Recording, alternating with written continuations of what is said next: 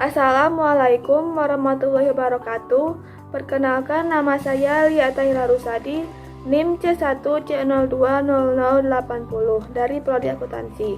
Di video kali ini saya akan menjelaskan materi pajak penghasilan badan. Berikut materinya. Adapun pengertian pajak penghasilan badan yaitu pajak yang dikenakan atas penghasilan suatu perusahaan sebagaimana ketentuan dalam Undang-Undang Pajak Penghasilan.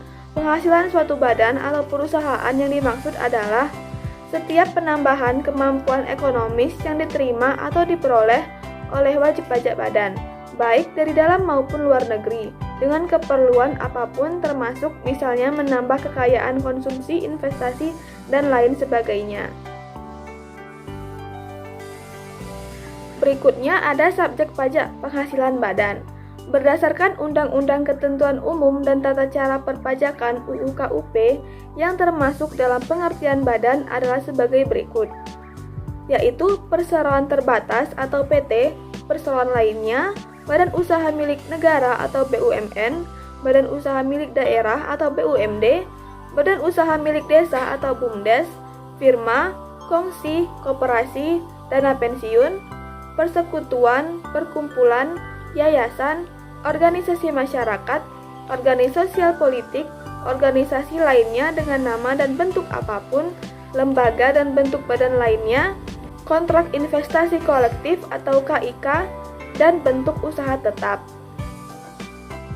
Kemudian, jenis subjek pajak penghasilan badan dibagi menjadi dalam dua, yaitu subjek pajak dalam negeri dan luar negeri. Subjek pajak dalam negeri adalah badan yang didirikan atau bertempat kedudukan di Indonesia, kecuali unit tertentu dari badan pemerintah.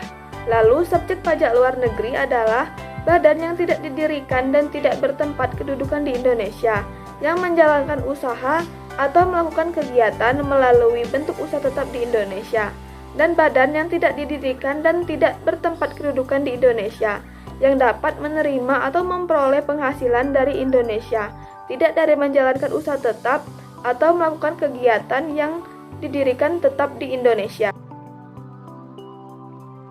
Berikutnya ada objek pajak penghasilan badan.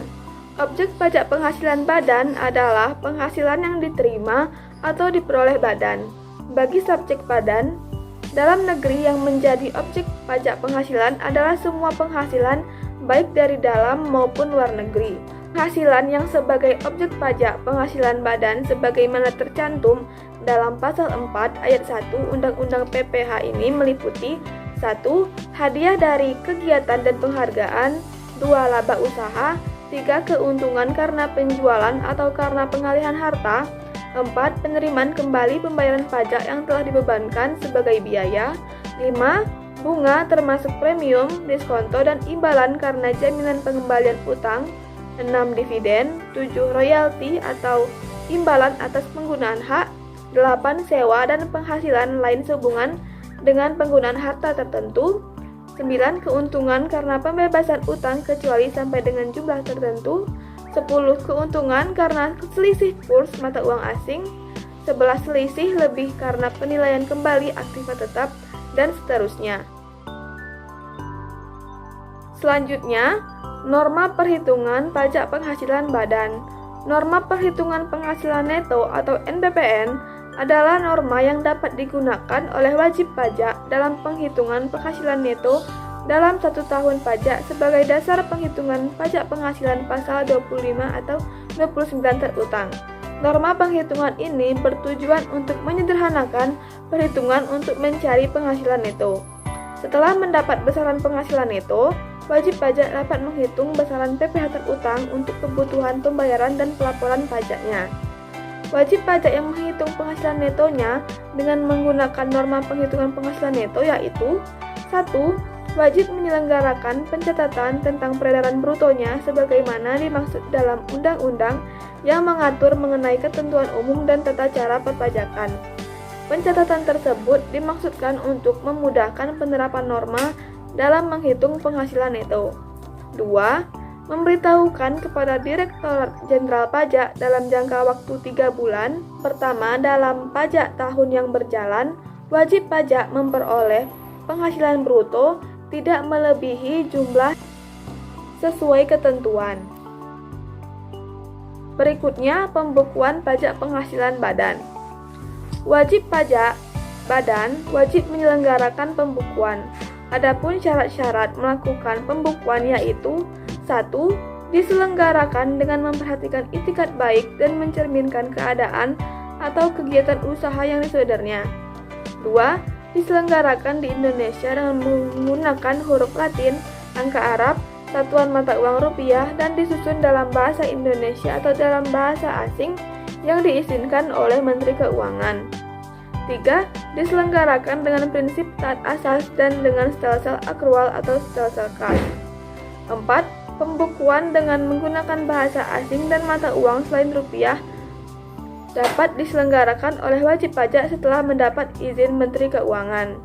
Lalu, pembukuan sekurang-kurangnya terdiri atas catatan mengenai harta, kewajiban, modal, penghasilan, dan biaya, serta penjualan dan pembelian sehingga dapat dihitung sebesarnya pajak yang terutang. Lalu berikutnya ada tarif pajak penghasilan badan. Untuk besaran tarif yang dikenakan pajak penghasilan badan telah diatur dalam Undang-Undang Pajak Penghasilan Undang-Undang PPH Pasal 17. Tarif dalam Pasal 17 ayat 2A secara umum, wajib pajak badan dalam negeri dan BUT dikenakan sebesar 25%. Penjelasan lebih lanjut mengenai tarif PPh badan yaitu sebagai berikut. 1. Penurunan tarif PPh badan untuk perusahaan TBK.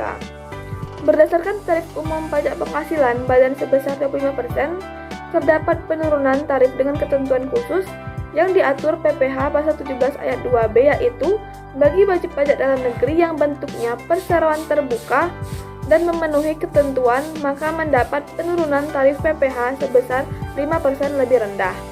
Kedua, penurunan tarif PPh badan untuk peredaran bruto tertentu.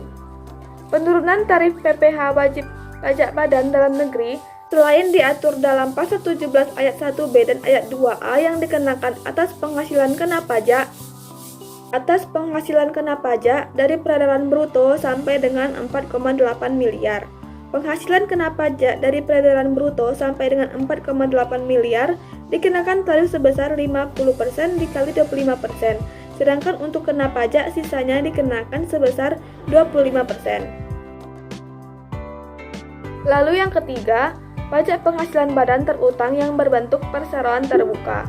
Untuk wajib pajak yang berupa badan dan berbentuk perseroan terbuka akan mendapatkan penurunan tarif PPh sebesar 5% yang lebih rendah bila dibandingkan wajib pajak dalam negeri. Melalui Undang-Undang Nomor 2 Tahun 2020 tentang penetapan Peraturan Pemerintah Pengganti Undang-Undang Perpu Nomor 1/2020, tarif PPh badan terbaru diturunkan.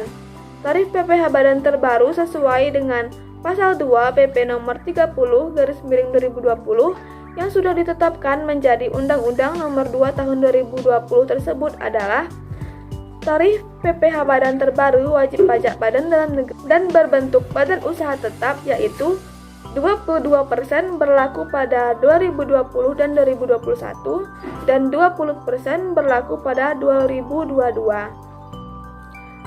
Sekian materi yang bisa saya jelaskan, lebih dan kurang mohon dimaafkan. Saya akhiri dengan wassalamualaikum warahmatullahi wabarakatuh.